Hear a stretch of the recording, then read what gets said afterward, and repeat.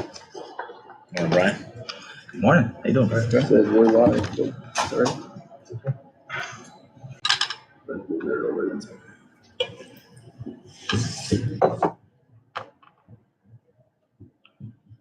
think we're ready to start. Good. Morning, today is Monday, June 16, 2025. Welcome to the Troy Community Land Bank Board of Directors meeting. We'll start this morning with a roll call. Bob Kiley. Here. Brian Barker. Here. Suzanne Spelling. Here. Andrew Cooper. Here. Ryan Sano. Here. James Mager. Here. The absent is Monica Kuzieski, Tamara DiMartino, and Seamus Donnelly. We also have Council Katie Kemp, Executive Director Brad Lewis, and Project Manager Paul Donnelly. We'll start by reviewing the minutes from the meeting May 21st. Hopefully you get a chance to review the minutes. I didn't print those out. They were in, Yeah, they were in the email. Yeah. They were in email, yeah. So can I get a motion Motion. to approve? Second? Second. Any discussion? All in favor? Aye. Meeting minutes pass, sorry. Financial report, I believe that was all in the email. Now we Yep. have some I financials printed- here. Print it out. Yeah, I'll deliver that. So as I said, we've got a nice table of contents in the cover page from our bookkeepers. I've made a couple notes to express to people, but the overview is that our P&L shows a negative 51,000, which I'll explain. Our balance sheet shows roughly about 800,000 in assets, and our cash flow is up big because of the sale of 791. So, we went from 70,000 to about 300,000 in the bank at this point. And so in this report, they've given us all three of those statements, plus an accounts payable and accounts receivable. I have a couple of notes to give everybody. I'll start with the profit and loss, which is the first two pages. Well, actually, it's technically page 3 and 4 of the thing, the packet they gave us. My first note is just that 54,200 is the cost of goods sold architectural services line. And if you see, it says 11,202.5. That is exclusively the expense from TAP for the facade program. But if you look at item 78,110, there's another engineering and architecture line. And for some reason, our books give two options for architects to be booked, and we've been using the 78,000. So we moved that 54,200 to the 78,110. And I think we're going to use the 78,110 line for engineers and architects going forward. But I just wanted to show people that there were two lines and it's just one of those small little nuance things. It's just going to be moved down the line. So next time around, you'll see 20,000 in the architecture, roughly 20,000 in the architecture expenses so far this year. In the negative 51, we still have expenses reimbursable for LBI 1 for the next 3 months, or actually the last couple months as well. We have about 50,000 left in the grant. We probably have spent more in the LBI type of expenses than we have in grant money. So we're going to use all 200,000, but we might have like 230, 240,000 in total expenses.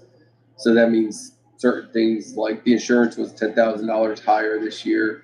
Attorney fees, we had budgeted 40,000 for the attorney fees. I think right now we're at like 20,000, which I don't think is going to be drastically different. It's between then and September. And of course, there's a couple other things in there, marketing, those sort of things. So we're going to have a couple expenses that aren't going to be reflected perfectly one-to-one with the grant, which is okay. It's just to note. Now, if we were to get the 50,000 reimbursed, we'd end up at 0 for net income. But a lot of the net income numbers actually don't reflect much of substance for this organization, because when we execute LBI 2 money, the capital improvement money, it's just going to hit our balance sheet and hit our asset or our revenue line, and our balance sheet will show a profit for the year. And then when we sell buildings, we write down all the value of all the work we did, and we get to keep some of the cash. say if we sell it for 40,000, but we put 50 into it, we're going to expense 50,000 and we only got 40,000 top line. So there's a nuance to the net income where I think I'm glad that the cash flow is available to us, because I think that's more important to the organization because of the way the grants come in and out. But of course, we do need to keep our expenses in check. I just wanted to mention that -50 isn't like an alarming thing. I mean, I'm coming to the board meeting celebrating that we sold the building that was large, and we were able to like put that money into the organization. For the balance sheet, just I have a note on 11 Winnie. I have an email out to the bookkeeper. It should be 0 because we don't own 11 Winnie anymore. We sold it 2 or 3 years ago.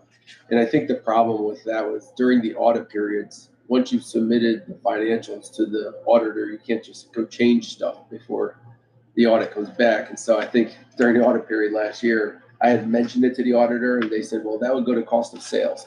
So that's going to end up to 0, move to cost of sales, and the 11 Winnie would be removed from our balance sheet. What happened is we had sold it, but then after the sale, the buyer was an owner-occupied buyer, full-price buyer, who needed a chimney repair that they believe should have been, part of what the land bank should have provided. That was their opinion, and I think that we executed that repairs. Am I understanding that correct? You guys remember? Yeah. No problem. Yeah, so that's sort of the reason it should be 0, because we don't own it and we haven't owned it for a while. If you go to the second page of the balance sheet, at the top it says accounts payable, 29,134. It's very clean to show the accounts payable on the 10th page. We'll also match that later. So that's our debt, if you call it debt, because we don't have any other debt in the organization. We paid off our Pioneer loan. So we just owe that 29,000, which is largely checks we've already cut. It's just that they haven't been cashed. So until they're cashed, they're in accounts payable. At 23,000, you'll see deferred revenue. Once we pay for the roof at 871, that's going to be a 0. That 38,000 will end up going to revenue, offsetting even further to 51,000 in negative net income that we have. And the 24,002, I don't believe we pay federal unemployment, and so that's sort of a discussion me and the bookkeeper have, because it showed on our paycheck statement that we would owe that money, but nonprofits, I guess, might be exempt. I don't know, Kate, if you know anything about that. I can't comment on that, but we have to look into it. Yeah. Ray, So what was that deferred revenue for? You said roof? that deferred revenue, 23,000, is our ARPA money, and the last of our ARPA money went to the roof at 871 River Street. Yep. And then the page 7 is the statement of cash flows, which is really nice to show that cleanly. Our cash at the end of the period was $323,000, and you can kind of follow along where the changes went. Mostly it was, our cash at the beginning plus the net increase in cash, which came largely from the sale of 791 River Street.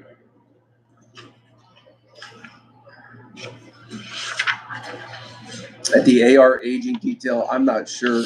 I'm going to have to talk to the bookkeeper about that. That one, it's just a 0-0 with 2 journal entries that basically reflect grants that were due to us at the end of each year for 22 and 2022, and then at the end of 24, we had 2 grants that were due to us, and so it probably should just not be there. But I don't think they were offset. I think they were made as individual lines. And then accounts payable, the only thing that is alarming to me on this is, it's not very alarming, but it's just there's an open balance for seat, but we don't actually have an open balance. That's from 2022, and that was a long time ago. So I think we just need to journalize that and clean that up, because I think they billed us for whatever open balances we had, and we paid the full bill. So there isn't a liability there. But the rest of the accounts payable shown on 9 and 10, and that reflects the 29,134 I was telling you about on the balance sheet. So that's what we have outstanding, with 323,000 in the bank. So I think the organization is sitting at 300,000 plus an inventory of buildings. Of course, and I included the reconciliation report for everybody so they can see the individual expenses that went to, finance the organization's operations in the last month. And then, oh, finally, I moved $150,000 in the money market account that we had existing. There was a lot of attorney general accounts, and one of them was a money market account that we were able to move the 150,000 to try to earn 3.75%. There's a finance policy that we have about money management. It required me to discuss it with Monica ahead of time, and then I discussed it with Jamie as well. And then here I am delivering it to the board that was approved it to earn some interest. Any questions from anybody about the financial report? Brad, move into your ED report. Sure, yeah. The first item is 791 River Street, was sold. As you can, I think I kind of hit on that with the financials, so it was a good thing.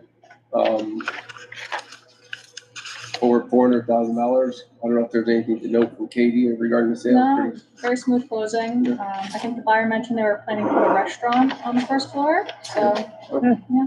It's great. Yep, and then the second Hopefully it's item. not a corner store. Another. The second item is 871 River Street. We were able to complete the roof. We were able to expose the cornice, and it does have some interesting details. Below that, it does not have much of details, so it's informed Paul and I for the complete rehab, what our plan is to make the front look nice, and the sides, and we have a plan for that now. We do need to send somebody to stabilize one of the corbels because it's attached but barely. So once we get that will be stabilized this week, actually. How's the decking look, Brad? The decking How's the roof? Oh, the decking of the roof. It's a great. At some points, they had to put 2 layers of plywood on. We had to get all new plywood. So the firefighters weren't far off in terms of discussing. Actually, the fire department had been there after the roof was completed to do a walkthrough to plan for the RFP that we're issuing for that building, and he expressed his thoughts about it wasn't safe for people to walk on. So, but we had to get all new plywood over the whole thing. Paul, do you have any comments on that? Yeah, I mean, there's areas that need to be doubled up, so to match the 5/4 of an inch decking that was currently in existence, to make sure that it's level and matched. And the entire building ended up being plywooded, doubled up in several areas, just to assure safety and ability to carry the load.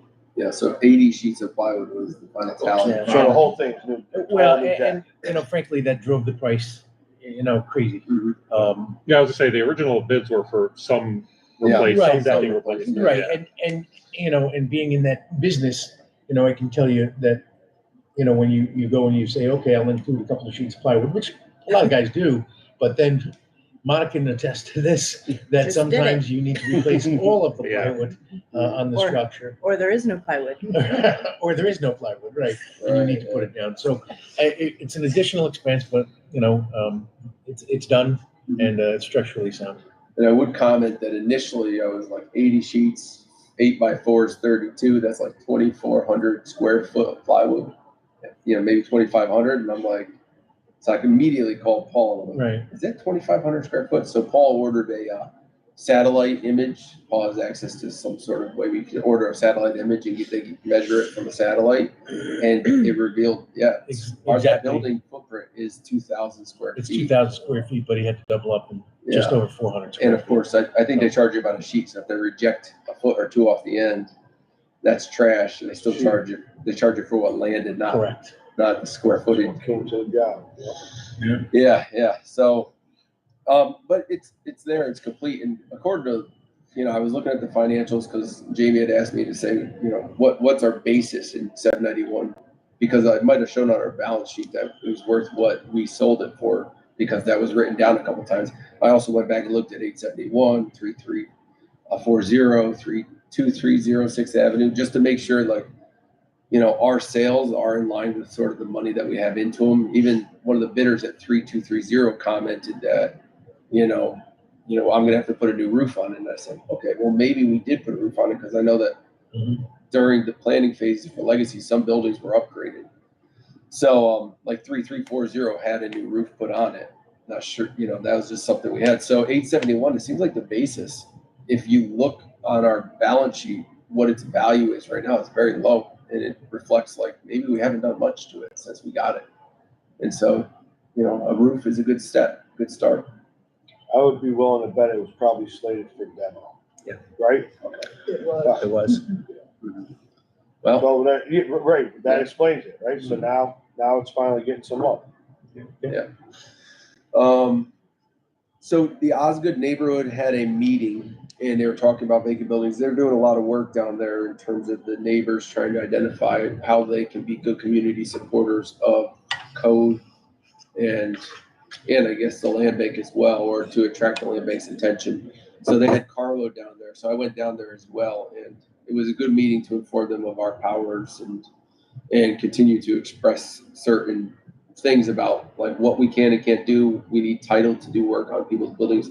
HCR is talking about allowing us to have grants to execute grants for the benefit of other people, like the facade program. So they've explicitly, I don't know if it's because of our facade program, but they explicitly asked in the survey, would you be willing to execute mini grants to homeowners up to 120% AMI to fix their houses?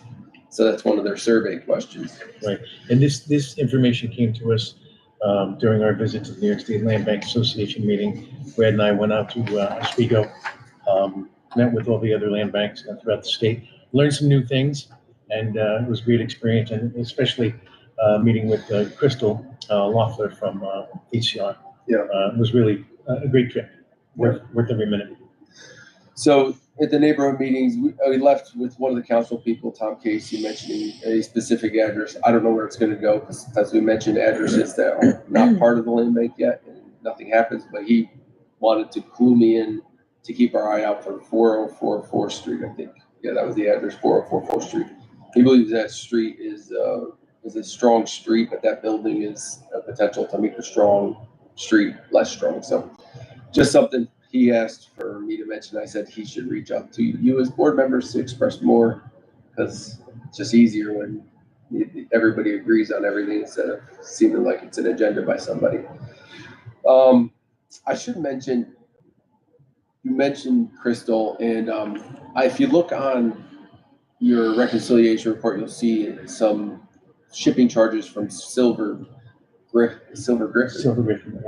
We shipped out to the governor's office, the state senator's office, and the state assembly office, as well as Crystal Loeffler and SHPO, a thank you letter for the work that we did in a framed picture of the short record where it said block by block, where we just celebrated that and sent them our annual report, because we want to make sure that they're recognized, but also that they recognize that we're not defunct and we're coming back. So In full disclosure, the land bank paid for the shipping only. Brad and I took the money for the framed out of our pockets to do that, because it's something we just wanted to do. Mhm. So, Yeah, great. Yeah, so John McDonald commented on receiving the annual report too, so that was a nice thing. Yeah. He actually thanked us when we attended trips, sit for trip or whatever it is. Yeah. So we get to spend some time with him as well. Yeah, and HCR said they hung the newspaper article up in their office, Prominently. Office of Community Renewal. So I was like, I thought for sure Awesome. people would just hang on to it for 6 weeks and like say, like some of these things, they'll just lean it against the wall because they're not sure what to do Listen, with it. marketing and PR, marketing and PR. Well, But- you know, it just shows you nobody else is doing it. So, Exactly. and that's something that we need to do and keep our name out there within the confines of an HCR or SHPO, governmental agencies and the public. So it's great. And I think that moves us on to LBI Phase 2, which, according to our resolution last month, I'm to provide you with the detailed bid results. And I highlighted in yellow where I thought the lowest bidder and most responsible bidder was. Pelco, as you know, was the one that did 3209, 3211 subfloors, and he actually came in substantially lower on one of them, but then barely lower on two other ones for the whole projects at these two program or houses. And then he didn't bid President Street, and the company Alinga did.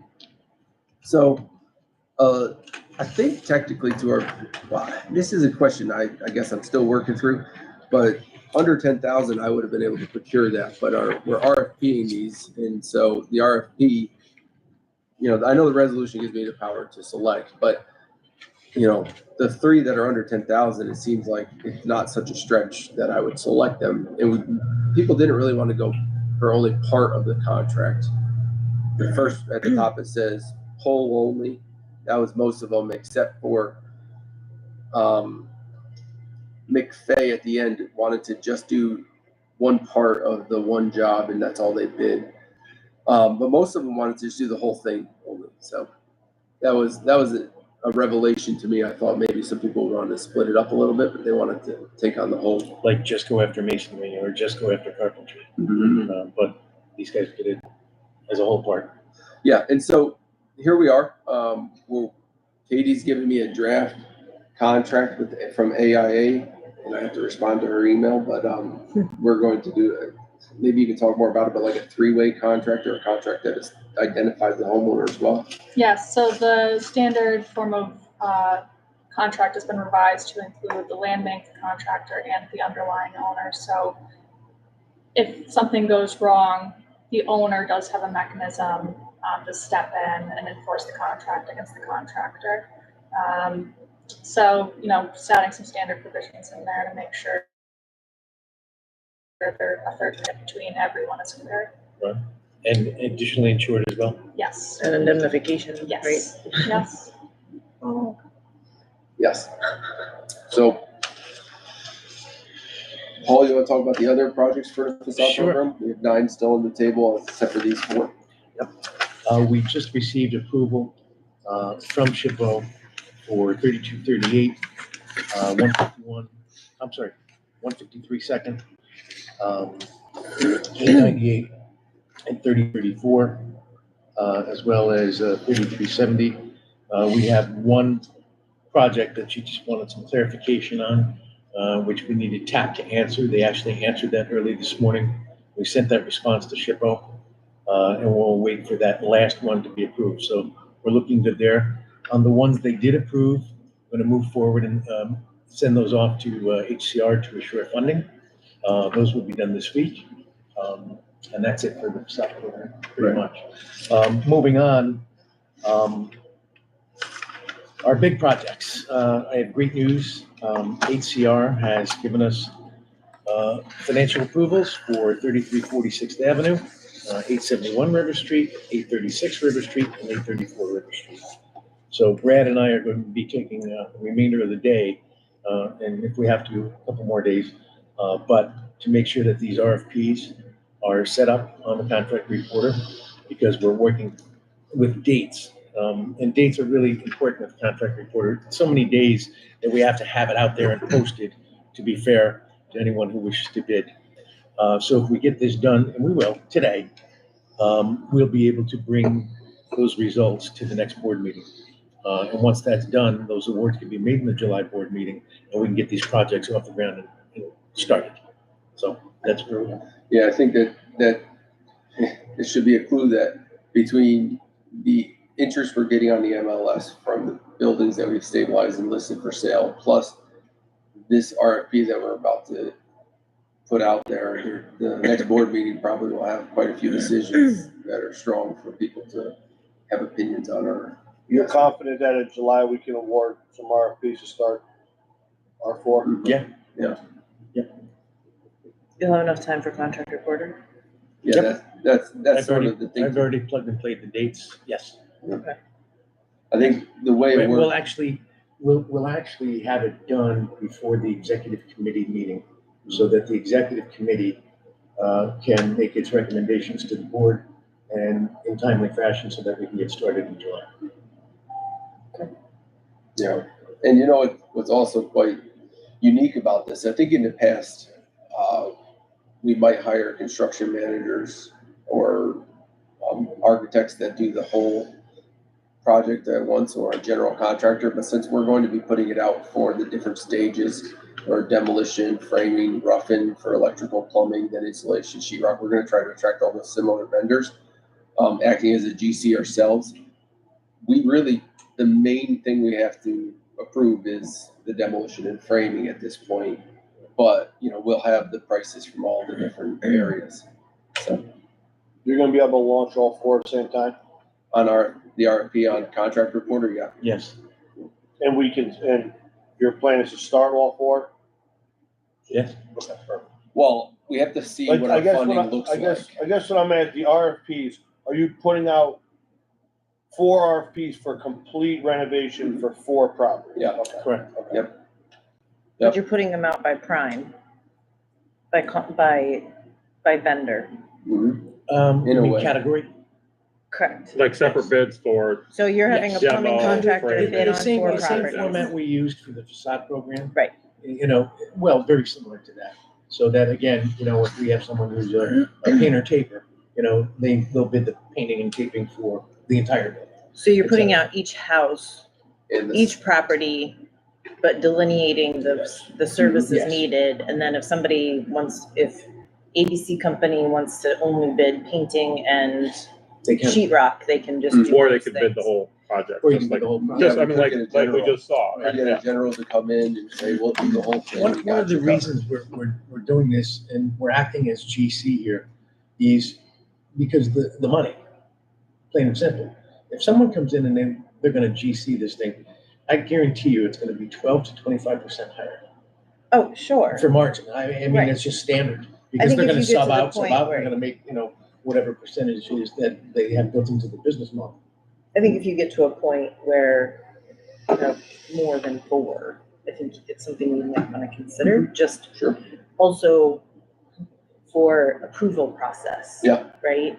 Like, you know what I mean? So there's some insulation and there's a layer of approval in between you and the contractors as well too. Yes. It provides a little bit of a buffer, Mhm. right? The other thing is the MWBE contractors, you know, trying to hit our numbers and our target goals for those contractors. It might be a little easier if you give them the specific trades that they're, Does LBI have requirements? they have goals, They do. We have goals, yeah. but, Not us, but LBI money. right, LBI has goals. goals, and we have to keep attempting them, and if not, we need to justify our attempts, and then we have to apply for an exemption at the end of the grant. We keep Yeah. records of all the RFPs that go out. And if that you we get a were sent sub- to MWBEs, as well as follow-up contact, and we have a file of those. And- I have a database of MWBEs. So if you get That's one person to proprietary. bid one property and they take all the work and then they sub it out, do you ask them to give you the Absolutely. same thing? Okay. That's what we plan to do. We've Yeah. never done it yet, Okay. but that's what we Nope, plan that's to do. fine. So this buffer that you're referencing, it's preferred but not required. I mean, that's, In bigger projects, take for example, when we did the seawall, right? Like we had Todd Dickinson, right? So we were the city and then we hired somebody from CHA to actually manage the project. And they were the one who went back to the subs and got results from the subs rather than the entity doing that work. But it also freed it up. That person was responsible for the budget, that person was responsible for approvals, that person was responsible for schedule. So it just provides a little bit on a bigger project, a little bit more insulation. I get, well, the insulation, I guess it's just like, it's just more convenient, or it's not a requirement? Like, It's not a requirement. It's just sometimes it actually creates efficiency, because if that person is empowered to be able to control the narrative and bring it back to you, but now you also have somebody to hold accountable, right? got it. Other than you're always held accountable, right? It's like the accountable, responsible, list, right? You're responsible, but this person is now accountable to holding the schedule, holding the budget. And you pay them for that, but then they also can value engineer, they can, look at efficiencies down the chain. So Monica, your thought would be if there comes a time where we go over 4 projects at once, then it might be a good time to think about using something like that. I think if we get into the point where kind of what we had a conversation about, like executive committee, if all of a sudden we're starting to get into a scattered site, like housing project, like that is where you would want to It would become a implement. management issue, Right. as far as Correct. time and how much time can you dedicate, Correct. to larger Right. projects. I think this, you guys have such a handle on these houses and these projects that I don't see an issue now, but Yeah. if we get into that larger picture, Of all new builds, all at once. right? But they're also they're approving contracts, they're approving, they're working directly with your architects and the engineers. And then Right. these guys, we're just managing We would oversee that. You're that. managing We would them, so oversee you that. still got your hand on the pulse. Yes. Since you're not running to 30 different sites Correct. in a given day. And maybe what you're suggesting also is that the board really just approves the one vendor and the vendor selecting subcontracts from there. So it depends on our procurement, right, in New York State law too. If we get big enough, if we have bigger projects, we have to, there's, just like the city has with Cook's Law and all the other stuff we have to Mhm. agree to. So it just depends on the level of project, Yep. right? I should mention though, although we're dropping 4 RFPs, we don't know what they're gonna return in terms of price. And if we're surprised that we can do all 4, that's great, but I think all along I've been saying, if we get 2 or 3 of these done, I'll be happy. I just don't, I've heard from Albany County what they're paying to have a 2-family redone. And I think that's high, but I think that Paul and I have some strengths that we're gonna offer the land bank in Troy that might help. And I've seen at the Land Bank Association, other land banks are getting more people with hands-on experience on their teams versus less plan, maybe not less, but just less planning in terms of the background of their new hires and more construction experience. And that was something I saw, at least with like Allegheny. Oh, yeah. I mean, the good news is that Brad and I both have personally done this exact thing before more than once, Right. Over the years. So If contracts come back, because we are saying partial, if contracts for, say, the plumbing work for 4 houses comes back like $300,000, do we need to go to, what does the city or, like Wick's Law or anything like that? I guess it's my concern too, is because when you just said, not that I don't think that this would, but. No, I don't think Wick's Law, off the top of my head, I don't believe Wick's Law applies to the land bank. I can certainly double check that for the board. I would double check that because I know it applies to, like, for my authority. Yes. And that's why we go out for individual, if we were to do a project, we would have to go out to individual, the electrical, the plumbing, and like that kind of stuff. Yeah, we can take a look at Wick's Law and prevailing wage. Because what's our dollar amount for this, the 4 projects? We have just over $1 million in a grant. Yeah. But just to be clear, when we do the plumbing, it's gonna be per building. So they still have to reply. But I think aggregate, it's not the individual sum. I think it's a total, like if you award X amount of dollars to one contractor, Gotcha. it doesn't matter if it's individual, because it just doesn't like matter if it's procurement. individual just but RFPs. Procurement laws doesn't say that you can approve $500 10 times in a year Yeah. to one Well, vendor. any guidance like- we could get on that would Yeah. be wonderful. Yeah. Yeah. I think the unique thing about this is that HCR is funding each building separately, Yes. correct? Yes. So So from a certain perspective, they are separate contracts. unique contracts.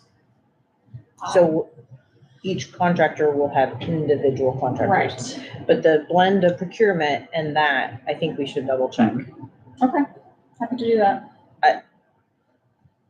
Yeah, Procurement law is funny, it is. and yes. Wick's law is even funnier. I mean, not in a bad way, but I'm just saying it's, now all of a sudden you get into a union issue versus a non-union issue, right? Yeah, everything I've heard about land banks, obviously I haven't read law to give me one way or the other. So we have Katie, but everything I've heard is that land banks are not prevailing wage. They're exempt from it because of its status in trying to create housing. And they don't want to make it harder to create housing. To that point, is the reason why Albany's so high, do we know if they're using prevailing wage? I don't believe they are. No, No. I think when they say They're 600, hiring a GC, when they say 600,000 to do a 2-family, I think they just hire 600,000 for a 2-family. Well, and to be fair, we got quotes, this land bank has gotten quotes for the legacy program for 2 families for gut rehab. And that 600,000 and people are still sticking their, flagpole in the ground saying it's 600,000 to redo that 3-family there or 2-family there. And I think we'll see different numbers. I'm pretty sure. The other thing is too, if those numbers are as outrageous as that sounds, we don't have to award. You know, Well, just yeah, I because we think put out that's the what Brad's RFP. been saying all Yeah. along, so we might not be able to get all four Correct. done, so we Good then. Lord, if we come back that much, we might as well just go sponsor the seat center and just have the kids, Yeah, exactly. the young adults do it. No, I'm Yeah, being no, kind of that's- serious. Yeah. Right? Yeah.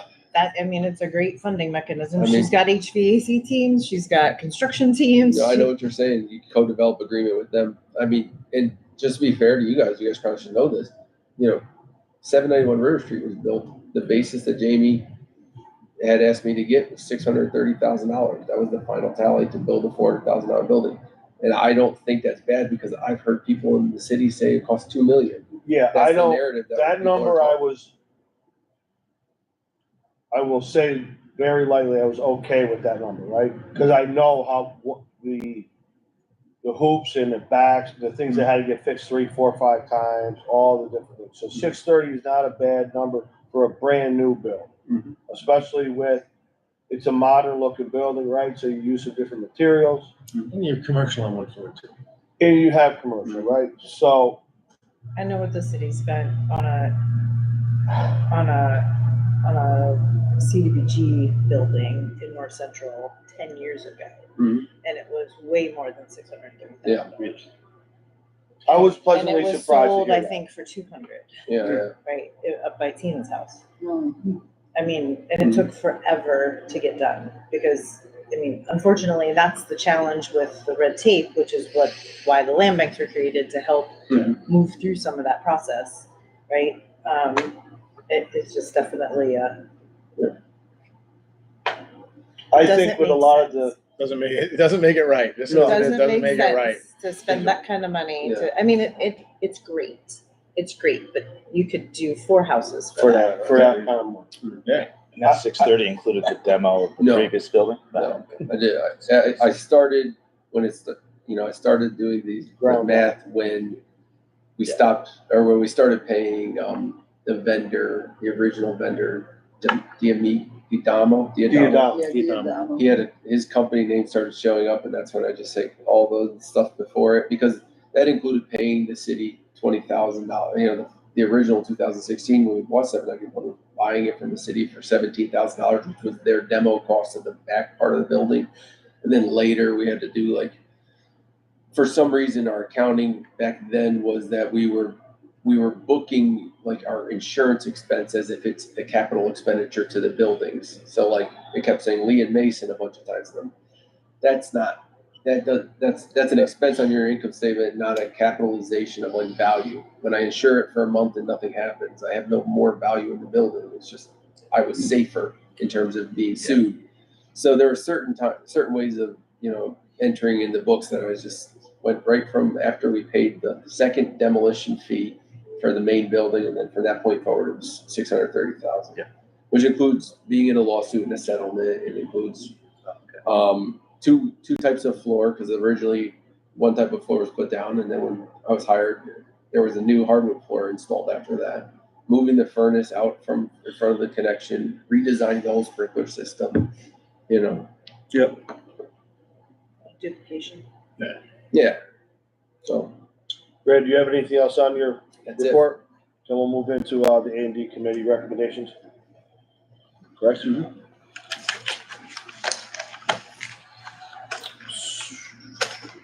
have a resolution to unbank 785 River Street. Should I go? I'll go through. A&D did discuss at the meeting that we are gonna list this. Oh, sorry, that's with a different.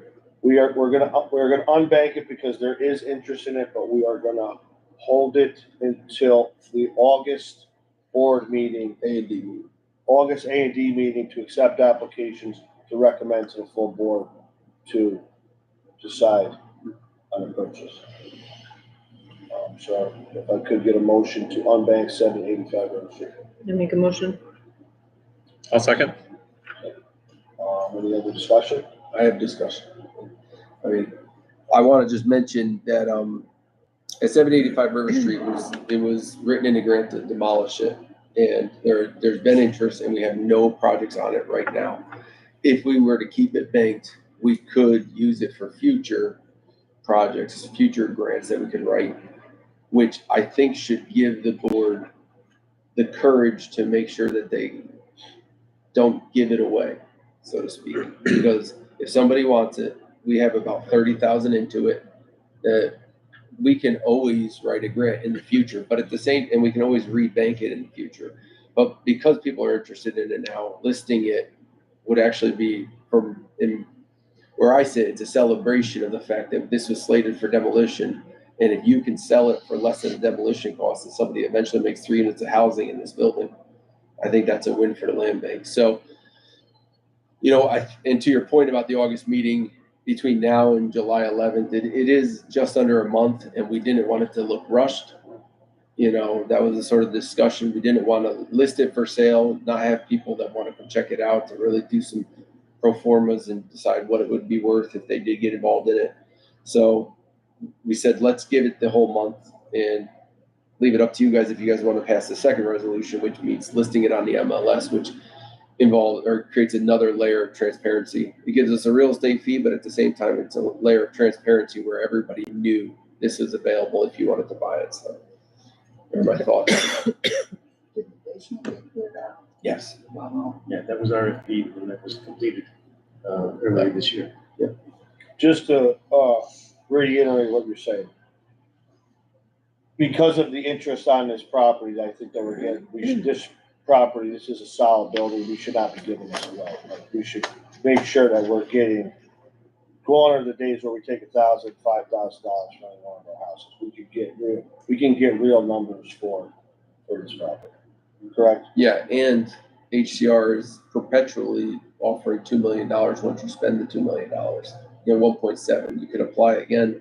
And so you're going to have something in the pipeline.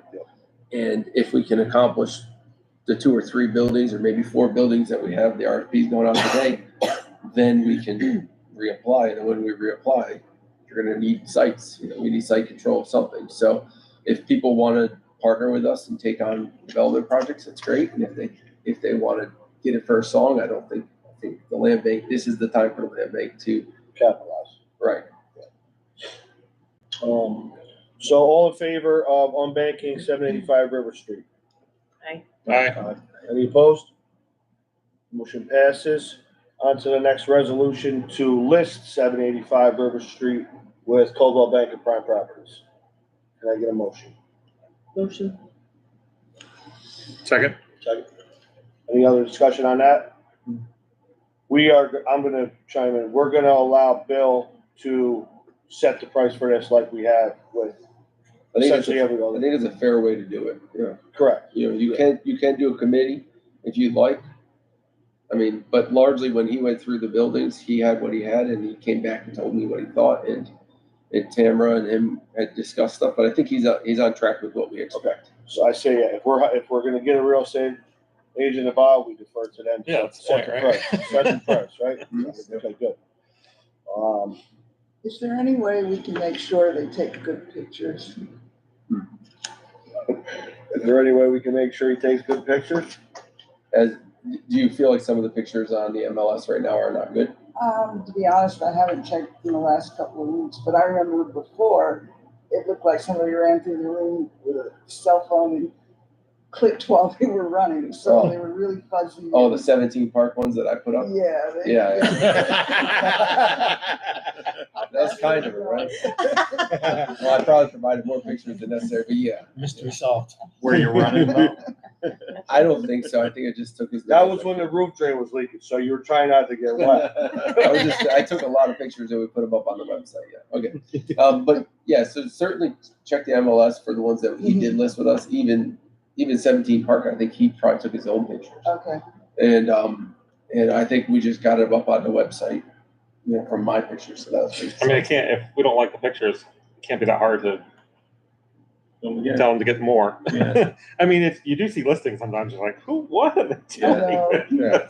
Not ours specifically, just generally, right? Like some are great and some are not For 785, that nice. I mean, are there many areas in there that it's pretty much wide open right now, correct? Yeah, Right, so, I missing mean, the picture, subfloor, yeah. so, So the picture's but there, there, half of the building, you're not gonna have much. half of the Yeah. building is finished. Like, you can still have the sheet rock on the Yeah. wall, and the other half where there was a fire, Yeah. it's missing the subfloors in areas, so, you know, and there's still char on some of the, joists, so I think that some people might be nervous to like walk around on it, but you can go up the back and go through, well, right now, through the window and just sort of look around, you know. Yeah, so the pictures unfortunately for 785, they're probably gonna be limited, but to your point, yeah, we could probably ask to make sure that Have some nice the pictures are visible. And really great pictures of the roof. Yeah, I mean, and even to enter into the building, the front stairs are gone. And so you need a ladder to go to the proper front door. And then the back, the deck stairs from the second floor to the first floor are gone too. That's what limits people from actually trying to get inside the building. We've owned this for over 10 years, so I feel like it's been 10 years. Or since the land bank's inception, maybe, I don't know. But so the stairs have been removed so people didn't go inside the building. So You're it's talking about gonna be- 785? Yeah, I bought that one, Yeah. yes. so, Yes, Uh, that was a part of a bigger plan. yeah. It was a Troy Housing, it was supposed to be a habitat and land bank plan. Remember, Brian, back in the day? Yep. We actually had a layout, like an actual plan. Yeah. Yeah, I remember that. It's a great idea. All in favor of listing 785 River Street with Caldwell Banker Prime Properties? Aye. Aye. Any opposed? Second motion passes.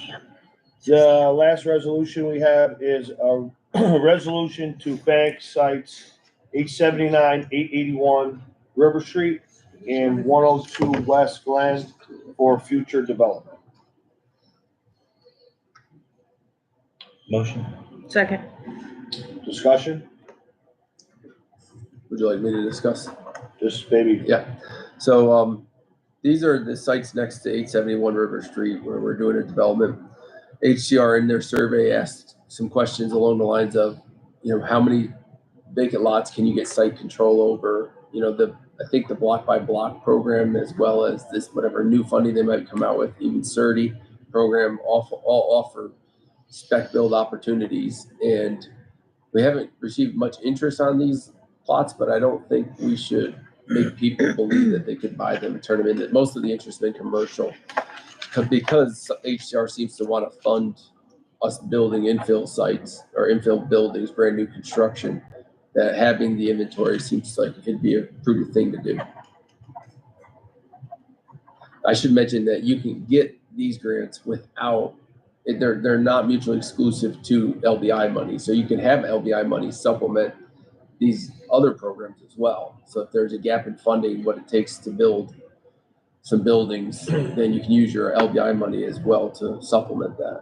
And they also talked about another program called Cross Mod, and I believe it's a modular home initiative that they might have where they'll pay to have modular homes put on these sites too. So because of that, it's a large, these three might actually be like 6 city lots. And because of that, it gives us an opportunity to do potentially a lot more.